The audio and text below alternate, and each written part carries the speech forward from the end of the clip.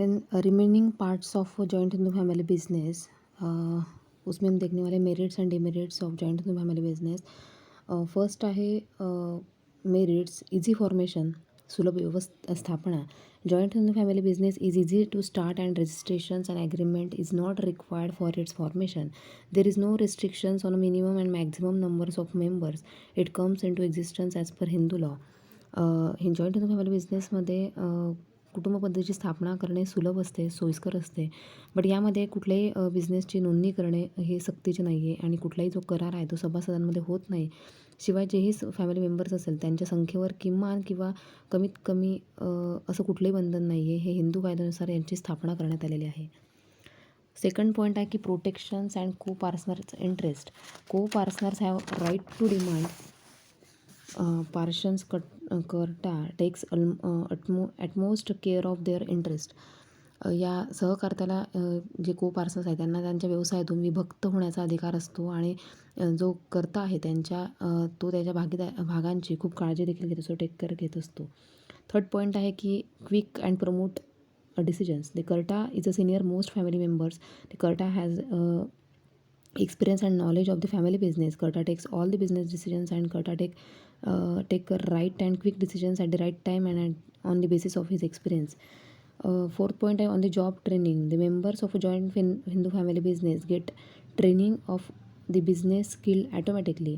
They also observe the management of Karta and they learn many business tactics. The fourth point आहे की अविभक्त हिंदू कुटुंब पद्धतीमध्ये सदस्यांना व्यवसायातील कौशल्याचे जे प्रशिक्षण आहे ते ॲटोमॅटिकली मिळत जाते आणि त्या कर्त्याच्या कार्यपद्धतीचे जे निरीक्षण असते, जो ऑब्झर्वेशन आहे त्यातूनच त्यांना वेगवेगळ्या त्यांच्या टॅक्स त्यांना कळत जातात, बिझनेस टॅक्सेस त्यांना कळत जातात. फिफ्थ पॉईंट आहे की को partners liability. The liability of co-partners is limited up to the extent of their share in the joint Hindu family business. Hence, the personal property of co-partners is not used for the payment of joint Hindu family business liability.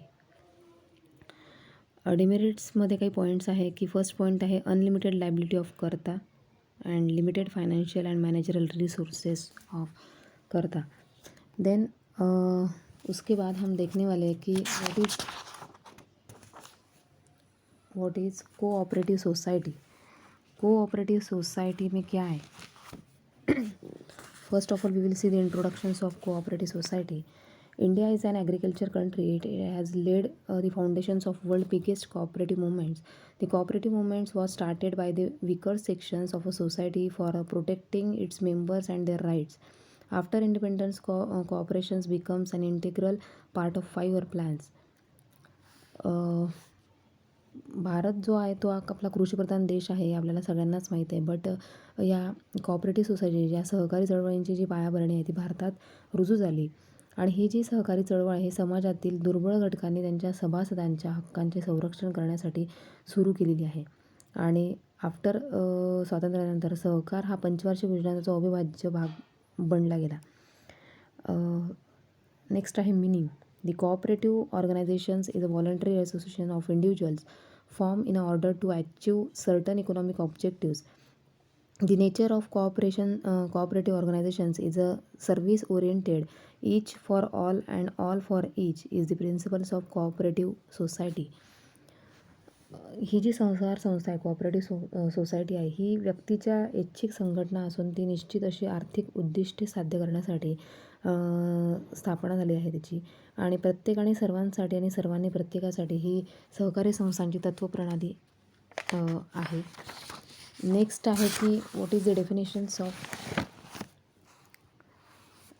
definitions according to the International Labour Organization define as that a cooperative organizations is the association of persons usually of a limited means who have voluntarily joined together to achieve a common economic end through the formations of a democratically controlled organizations, making equitable distributions to the capital required and accepting a fair share of risks and benefits of the undertaking.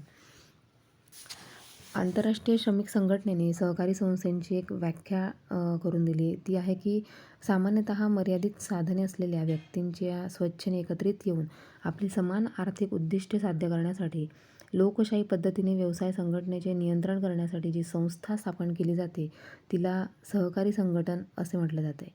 आणि या cooperative सोसायटीमध्ये जे काही भांडवल संबंधित व्यक्तींचा जो समान हिस्सा असतो तो त्या संस्थेच्या नफ्या-तोट्यात ते वाजवी प्रमाणात सहभागी झालेले असतात. नेक्स्ट आहे the features of cooperative society. First point आहे की voluntary associations and open membership. Any person can become the member of a cooperative society. There is no discriminations of the basis of caste, religions, gender of our membership. या cooperative सोसायटीमध्ये व्यक्तींचे संघटन आहे आणि कुठलीही व्यक्ती सहकारी या संस्थेचे सभासद होऊ शकते. सभासदांना सर्वांना हे सभासत्व खुले आहे. सभासत्व देताना जात, धर्म, वंश आणि पंथ या कुठल्याही गोष्टीचा यामध्ये विचार केला जात नाही. सेकंड पॉईंट आहे की democratic principles. The management of cooperative society is based on democracy. All the decisions are taken on a majority basis. One member, one vote is the rule for voting. According to the rules and regulations of Cooperative Society Act, meetings are arranged by the society. लोकशाही तत्त्व या cooperative सोसायटीमध्ये जे management आहे ते लोकशाही तत्त्वावर आधारित आहे. जे काही निर्णय आहेत ते बहुमताने घेतले जातात. एक व्यक्ती आणि एक मत, one persons and one vote हा या मतदानाचा नियम असतो. आणि या कोऑपरेटिव्ह सोसायटीमध्ये कायद्यानुसार आणि सभासदांच्या सभांचे आयोजन देखील केले जाते. थर्ड पॉईंट आहे की मॅनेजमेंट. जे काही कमिटी मेंबर्स असेल ते या कोऑपरेटिव्ह सोसायटीमध्ये त्यांचे मॅनेजमेंट करत असतात. त्यांचे स्वतः मॅनेजमेंट करत असतात. They are elected representative on shareholder. ते स्वतः त्यांचे रिप्रेझेंटेटिव्ह शेअरहोल्डर्स ते चूज करत असतात. फोर्थ पॉईंट आहे की Registrations of cooperative society is compulsory.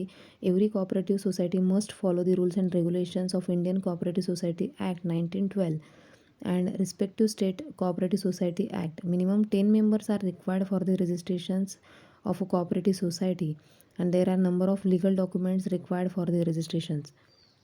Fifth point आहे की separate legal status. After registrations, every cooperative society is considered as a separate legal entity before the law.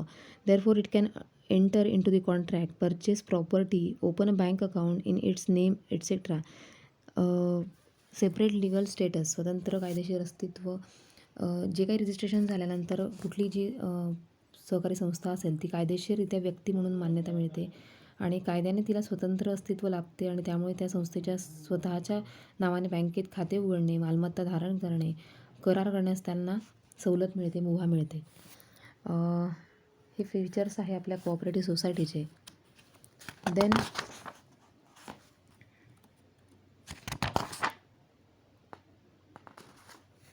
Then next लेक्चरमध्ये आपण पाहणार आहोत what is joint stock company.